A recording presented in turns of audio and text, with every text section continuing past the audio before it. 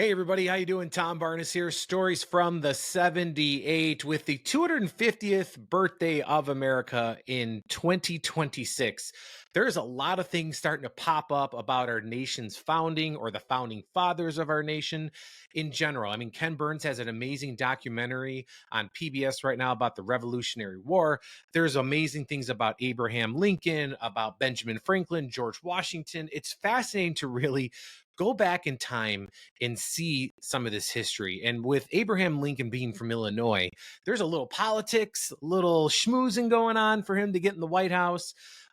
Things that happen in downtown Chicago. I'm reading specifically at a building called the Wigwam Building that was on Market Street and Lake Street, then renamed Wacker Drive. So very interesting. My friend Ray wrote this amazing book called David Davis, Abraham Lincoln's favorite judge. So I welcome Ray now to the show. Ray, how you doing?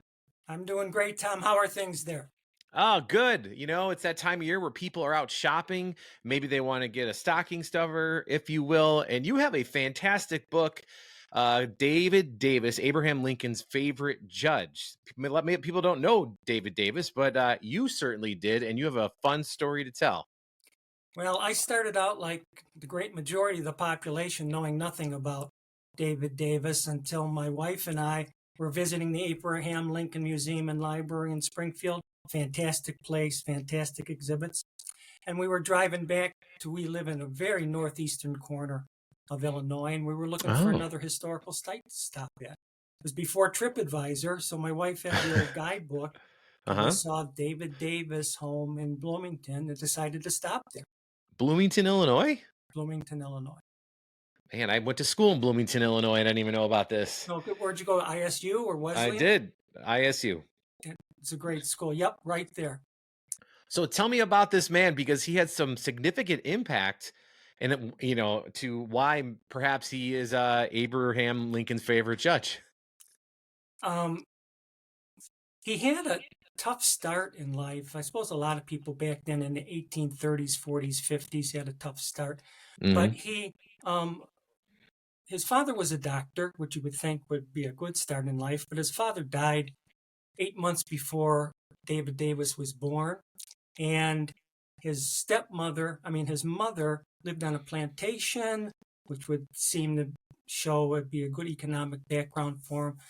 And it was until she remarried, and she remarried a bookseller, quote unquote. I'm not sure he ever sold any books.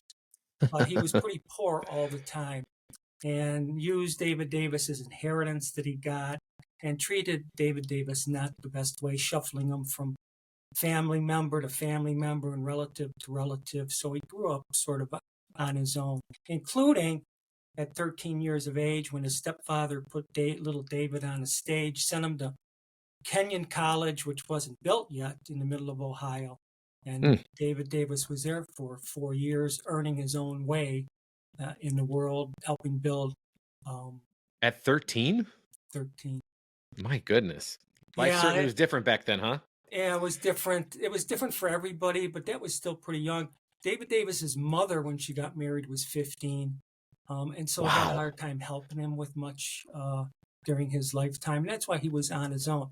So he had a tough start, but the guy was a tough guy, if nothing else. He was a tough judge, but he was a tough individual too, and made his way through college, worked his way, helped build the buildings, worked the farm. Which was Um, very uncommon back then. Wouldn't you say somebody going to college in general and also being as young absolutely, as he was? absolutely. It was very unusual. And that was, he had a lot of difficulties in his life, but this was one advantage he had. He had a college education when a lot of people didn't have a college education. And it helped him when he graduated to get a job as a law clerk in a law firm in Massachusetts, become a lawyer, move to Illinois, to make his way in the world. In Illinois back then, I mean, it was certainly a town or a state, I should say, where you had this little village, Chicago, turning into a bustling metropolis. After the fire, and then you had the World's Fair, all these things going on at the second half of that century. So a lot to be had. But him and how did David Davis and get in the mixes of the social circles, if you will, of Abraham Lincoln? and that's goes to the heart of it. They were both lawyers in what was called at the time the 8th Judicial Circuit in Illinois. State courts, 14 counties, each had a county seat, of course. And the lawyers and the judge, David Davis, after a while, would travel from county to county, county seat to county seat, 6 months out of the year hearing cases. The counties were too small to have their own judge, so one judge and a troop of lawyers followed the judge around from county to county hearing cases. So when they did that, they worked together. They also lived together, staying in the tavern upstairs of the tavern. Some places had boarding houses, sleeping too. Tavern. I like Yeah, it. that's right. There wasn't a whole lot of choice to stay there, Uh-huh. where to stay. And so they lived together, worked together. After court, they played together. Abraham Lincoln usually is the center of attention with his storytelling. And they got to know each other very well, spending 6 months out of the year. Now, I mentioned that they slept together in beds, 2 and 3 lawyers to a bed. However, David Davis got his own bed, not because he was a judge, but because he was about a little over 300 pounds. And so only one person fit in that bed. But I imagine him and Abe Lincoln would have been a little awkward too, being so tall of Abe, and then you have Mr. Davis there, a little staunch. That's exactly right. And one story that I share is they had a pillow fight. David Davis and Abraham Lincoln had a pillow fight when they were traveling as lawyers, a little something to do, I suppose, after court was over. And you can picture this, David Davis, 5'10" or 5'11", probably 320 pounds at the time. Abe Lincoln, 6'4", 6'4.5", and I don't know how much he weighed, but like a rail, having a pillow fight. And that's why I think a lot of the lawyers remembered it. But this is how they got to know each other, trust each other. They had a lot in common together. And so they developed a personal friendship, a professional friendship as lawyers and judges, and also a political alliance. And David Davis was no question, he was Abraham Lincoln's strongest and most effective political supporter through Lincoln's 2 races for the U.S. Senate that he lost, and then eventually where Davis masterminded Lincoln's nomination in the Republican convention in Chicago in 1860. Right. In an excerpt from the book, it said he was the mastermind, or he masterminded the floor fight that gave Lincoln the presidential nomination of 1860 convention. What does that mean for folks maybe are not familiar with exactly that terminology? And if you could set the scene of like where this happened, because that particular convention was in Chicago at what? Wabash and Lake, is that right? Am I getting that right? It was close. Lake and Wacker. Wacker was known as Wacker. Market Street at the time, but it was Lake and Wacker, the big temporary convention center. And things have changed, but some things have stayed the same. The Republican presidential nominating convention was held in May in Chicago. In Chicago, which is interesting to hear that now, right? Yeah, it is.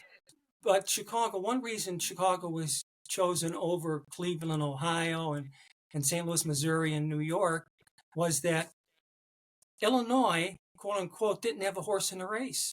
There was nobody from Illinois who was going to ever be presidential nomination. So Chicago for the convention site would be a neutral site, as opposed to New York that had somebody in the race, and Ohio had a couple people in the race. So they picked Chicago. They built this temporary convention center known as the Wigwam, as you said, at Lake and Wacker, a 2-story building, 100 feet by 180 feet, meant to be temporary, all out of wood, a balcony on the second floor where the visitors could watch and cheer, and the ladies could go on the second floor if they were escorted, of course, on the second floor. So this was now the Republican convention. There were front runners like there are in every convention, Republican or Democratic. Senator from New York, William Seward, the father of the Republican Party, had all the money, and I mean all the money behind him, had the top political operatives in New York who were tried and true in getting convention votes. There were 2 people who were in serious contention from Ohio, Edward Bates from Missouri, and Davis had the job then of propelling this dark horse, or barely a dark horse, Abraham Lincoln, from obscurity to the nomination in 4 days or 5 days. He was there in Chicago. There were no primaries back then. So all the delegates came from the states. some with instructions on who to vote for from their state party. Some had no instructions, but there was a lot of wheeling and dealing, a lot of cajoling, a lot of convincing that David Davis and his core people that he had working the floor were very good at. In Chicago at that time, do you have a little context of what the city was like back then? 1860, it was about 100 or 125,000 people. So like the size of Naperville, Yeah, roughly? and was I mean, big at the time. I mean, at the time in 1860, Springfield was 9,000 people, and that was oh pretty my, big. Bloomington was 980 people or something like that. So a city of 125,000 that had grown enormously in the last 10 years from 1850. This was a big center, which is and had the hotels and the restaurants and the other facilities that could sustain convention, which is one reason it was in the running with St. Louis and New York and Cleveland and places like that. It was a bustling metropolis. There were a lot of people there. The railroads were coming in and out all the mm-hmm. time. Transportation had gotten a lot easier from the horse and buggy era. Transportation to the convention was easy. It was a good It was a spot boom town, locally. right? A boom town, if you will. Like It was. It yeah. grew very, very quickly with the problems and the advantages of a big city. So Davis was there with his hardcore of lawyer workers for Lincoln, mostly from central Illinois, and they started on the goal of making Lincoln president. And Davis knew this was an uphill battle. He was pretty sure that William Seward from New York was going to be nominated. That's incredible. I mean, just to think about the history going on at that time. I mean, uh, so much could have gone not that way, right? Like there's so much that could have happened. I mean, was Abraham Lincoln even like a to the rest of the country? You mentioned he wasn't really like a legit candidate, right? Like was he just kind of like well, yeah, sure, Abe, you can run. Um, there were people who thought he was a legit candidate and had a chance, although it was an outside chance. And Lincoln had done some preparation. I mean, he was a sharp individual, a very good lawyer, but an astute politician, which Oh some yeah. people Oh, really? underestimated. So Davis was an astute politician, and the people from New York underestimated him at the convention. But Lincoln had laid the groundwork. In 1859, he did a trip along the eastern seaboard, gave a famous speech at Cooper Union in New York, and then went down some of the New England states giving speeches. He had been campaigning for Whig and then Republican presidential candidates out of Illinois since 1840. So people knew him, I even see. outside of Illinois, and they liked him. He might not have been their first choice for anything, much less president, but they liked him. And then he got an extra boost with the Lincoln-Douglas debates in 1858 throughout the state. I learned these were not just famous debates in the state of Illinois. They were famous in Ohio. They were famous in Pennsylvania, in New York, Vermont. People had heard about him. So it gave him a little bit of, and he met people when he was campaigning out there. So it What it gave him made a it little bit. famous? What made it famous? Like what made that those debates travel across state lines?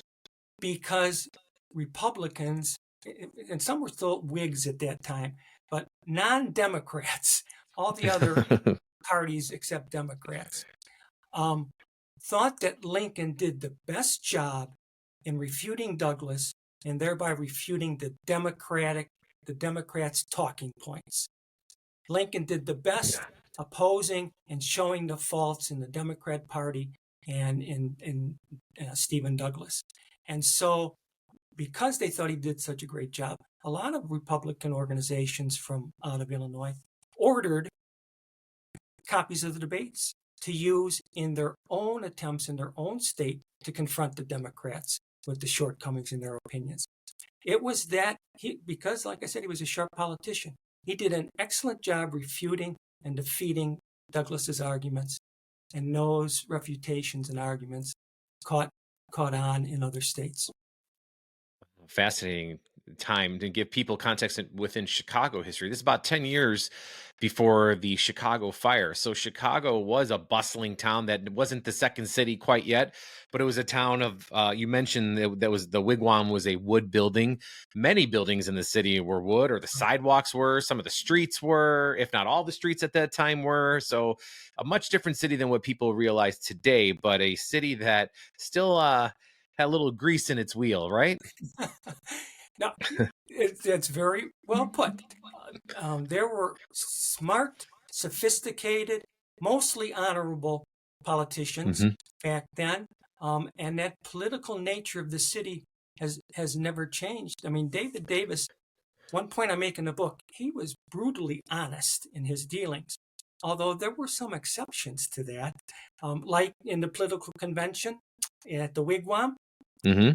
Davis and his supporters had brought in a bunch of Lincoln supporters on the train so they could be in the Wigwam clapping and yelling when Lincoln's name was mentioned and marching outside the building. But the New Theatrics, York I like it. boys, the New York boys were smart, and they brought in 13 train cars full of supporters for William Seward, who was the front runner.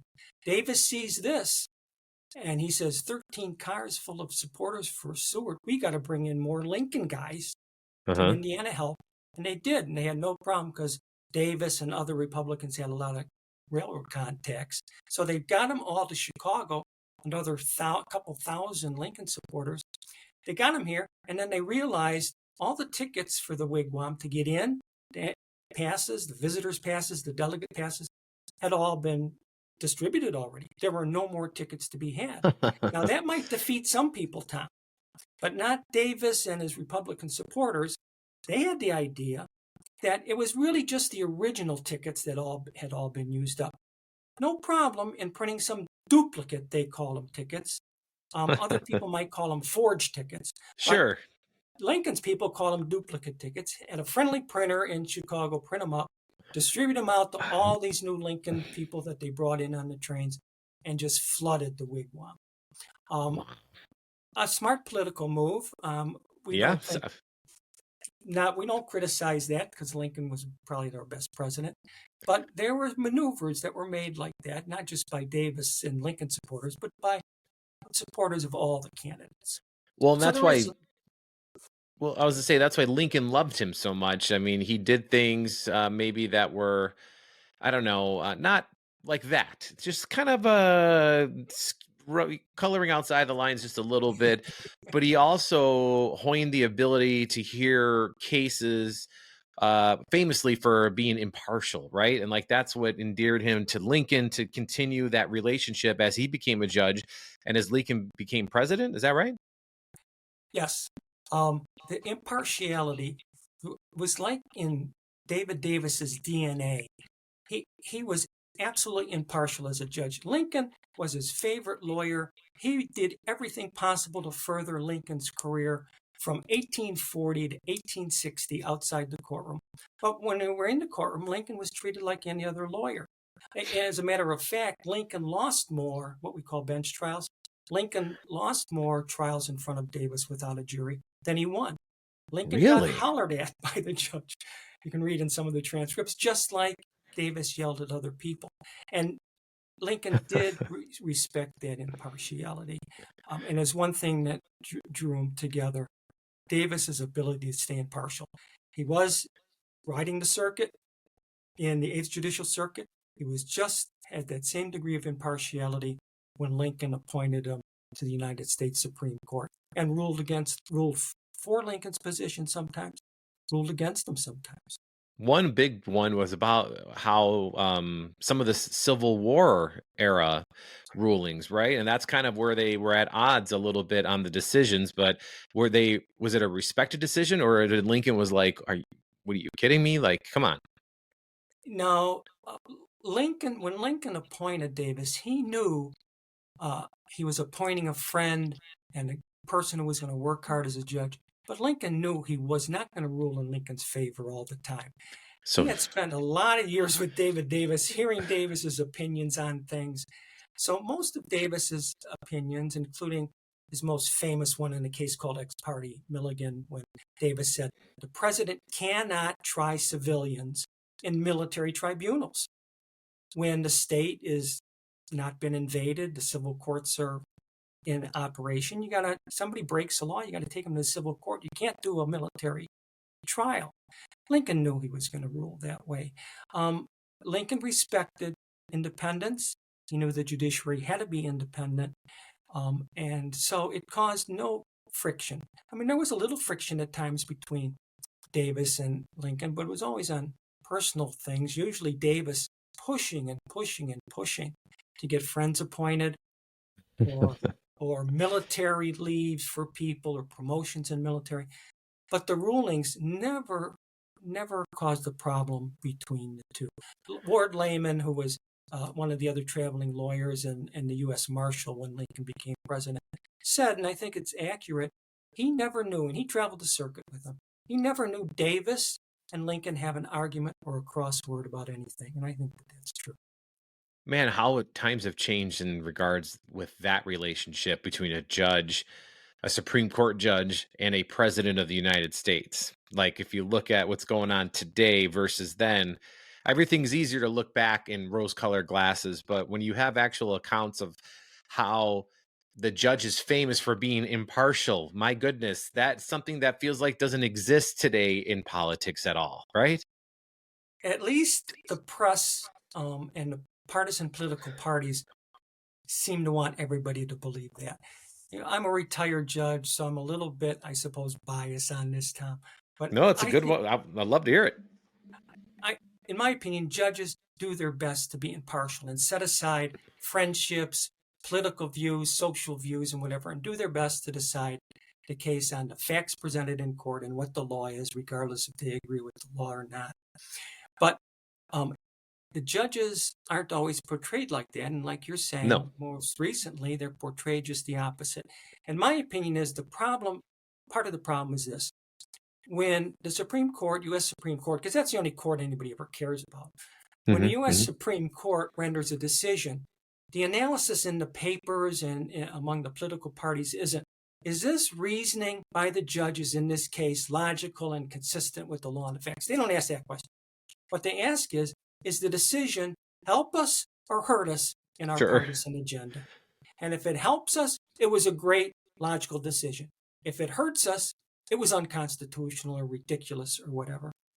And that, I think, is part of the problem. U.S. Supreme Court opinions are judged not on their logic or constitutional analysis, but on, does it help us or does it hurt us? Sure.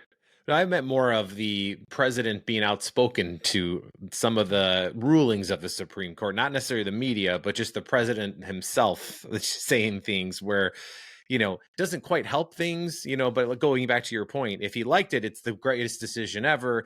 If he doesn't like it, it's the worst decision ever. Why did I appoint you? It's just this battle back and forth that is so heavily out there these days. I wonder what Lincoln and Davis would think about the United States today. Yeah. But I absolutely agree with you. Lincoln didn't criticize court decisions. He agreed with some, didn't agree with some, and would tell some of his cabinet members this or that. But he never publicly criticized an opinion or a judge, except for the Dred Scott decision that said people held in slavery, free African Americans had no rights. He criticized that publicly. But as president, he didn't criticize anything like that. And you're right. It doesn't further democracy's interest or governmental interest or public confidence interest for a president to say, I should have never appointed that person.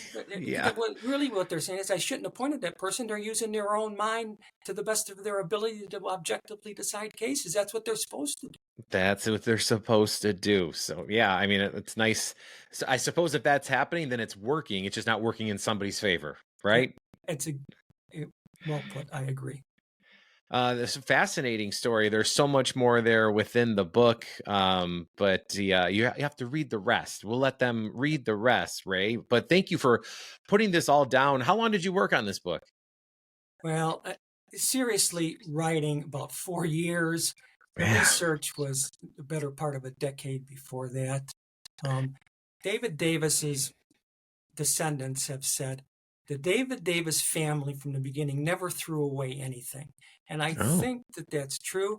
There are literally thousands of letters from Davis and his wife and his political friends and his relatives that are out there that was just terrific going through, but it takes some time. Some have been transcribed with a typewriter, some are just the penmanship handwriting.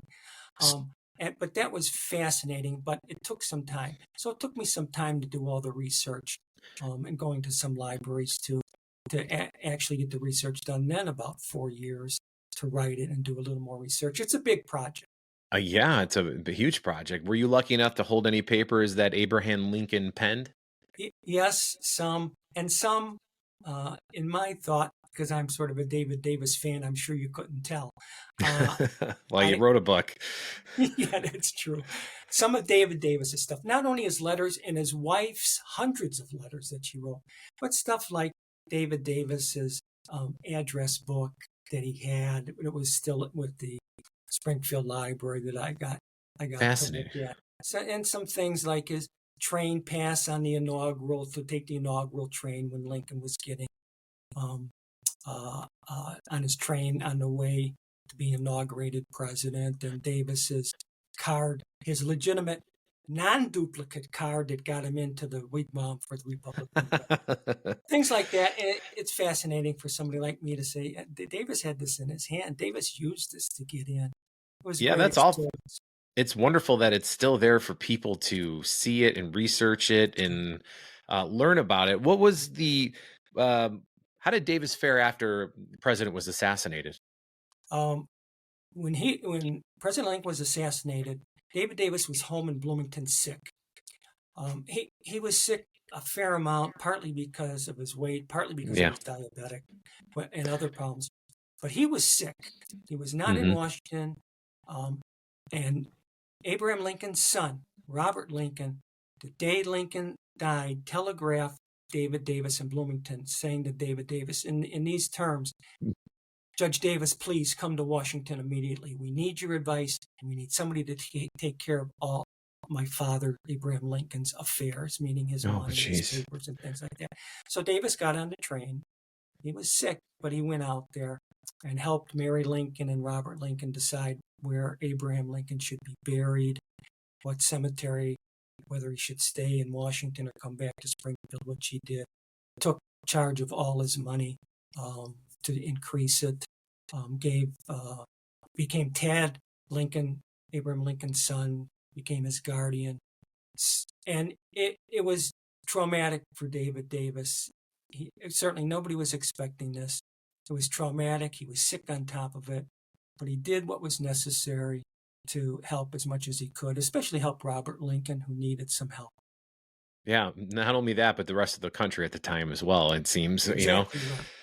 Whew, man, that's a great story though. And I feel like, sometimes it gets overlooked a little bit. I mean, not because of what Abraham Lincoln did, with the war, the civil rights, and all these things. There's all of this other stuff that happened That's right. that got him there. So these are important stories to tell, and important to our country, important to our state of Illinois.